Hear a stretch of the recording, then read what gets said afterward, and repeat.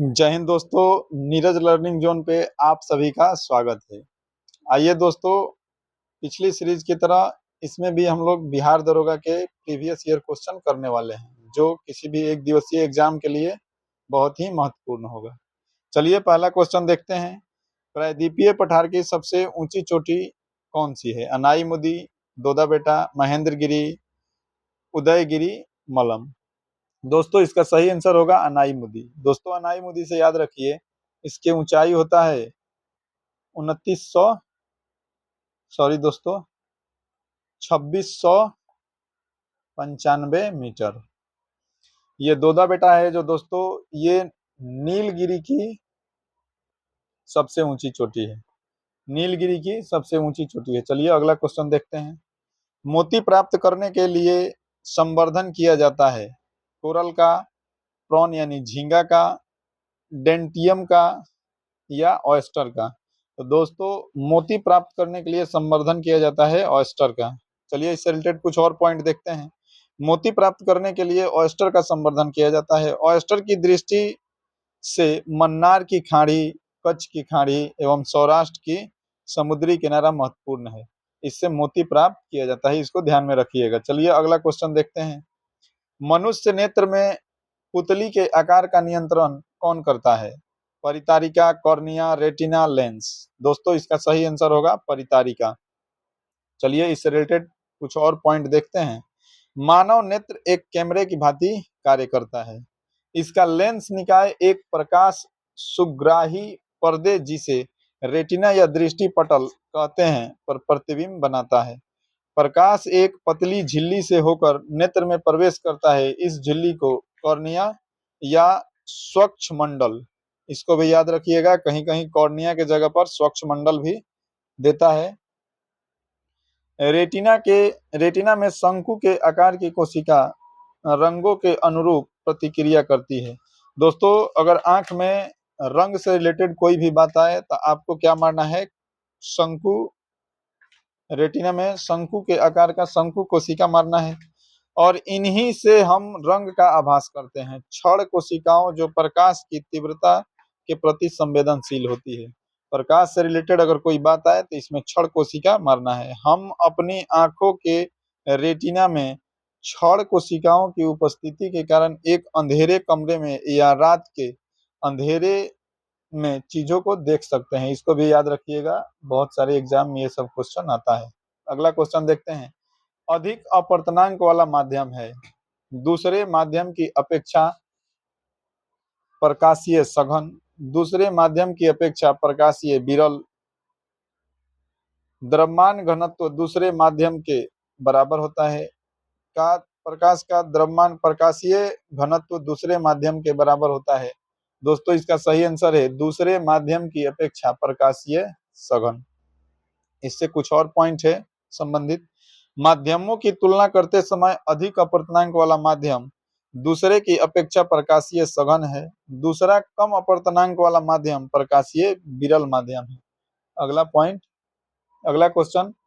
सतलुज तथा काली नदी के मध्य हिमालय को जाना जाता है। पंजाब हिमालय, कुमायूं हिमालय, नेपाल हिमालय या असम हिमालय। दोस्तों सतलुज और काली के बीच के हिमालय को हम लोग कुमायूं हिमालय के नाम से जानते हैं। जैसे नेपाल वाला को याद रखना है तो याद रखिएगा अदिति। पंजाब वाला का याद रखना है तो याद रखिए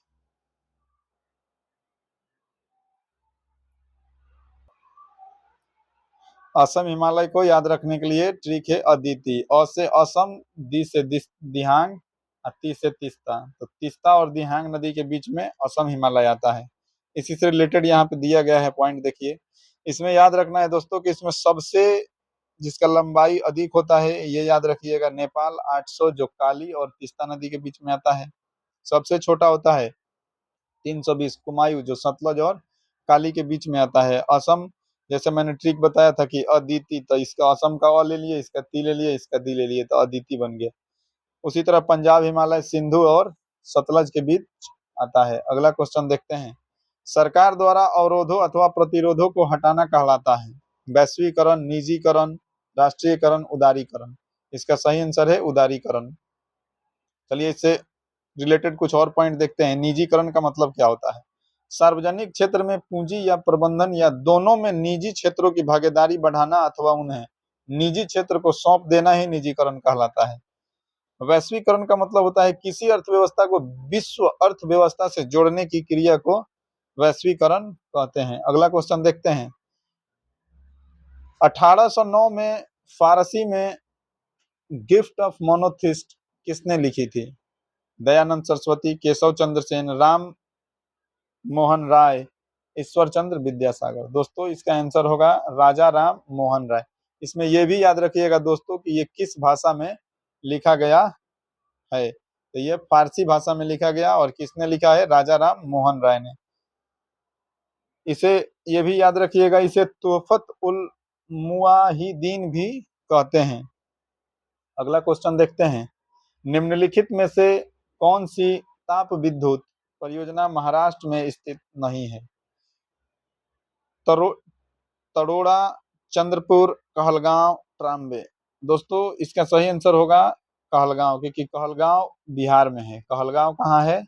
बिहार में है, बिहार के भागलपुर में। यहाँ दिया भी है, यह भागलपुर बिहार में स्थित है। यह परियोजना एनटीपीसी के अधीन कोयला आधारित संयंत्र है। ये भी याद रखिएगा, ये किसके अधीन कार्य करता है? एनटीपीसी के अधीन कार्य करता है। अगला क्वेश्चन देखते हैं।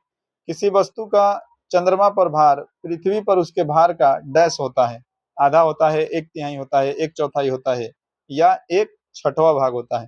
तो दोस्तों इसका एक छठवां भाग होता है। चंद्रमा पर लोलक घड़ी को ले जाने पर उसका अपर्तनांक बढ़ जाएगा, क्योंकि चंद्रमा पर जी का मान पृथ्वी के जी के मान का 1/6 गुना होता है। इसको भी याद रखिएगा दोस्तों, बराबर ये क्वेश्चन पूछते रहते हैं। अगला क्वेश्चन देखते हैं। पानी का क्वथनांक सेल्सियस में होता है? 100 degree Celsius, 104 degree Celsius, 373 degree Celsius, 337 degree Celsius. दोस्तों इसका सही आंसर होगा 100 डिग्री सेल्सियस। जल के लिए तापमान 373 केल्विन होता है।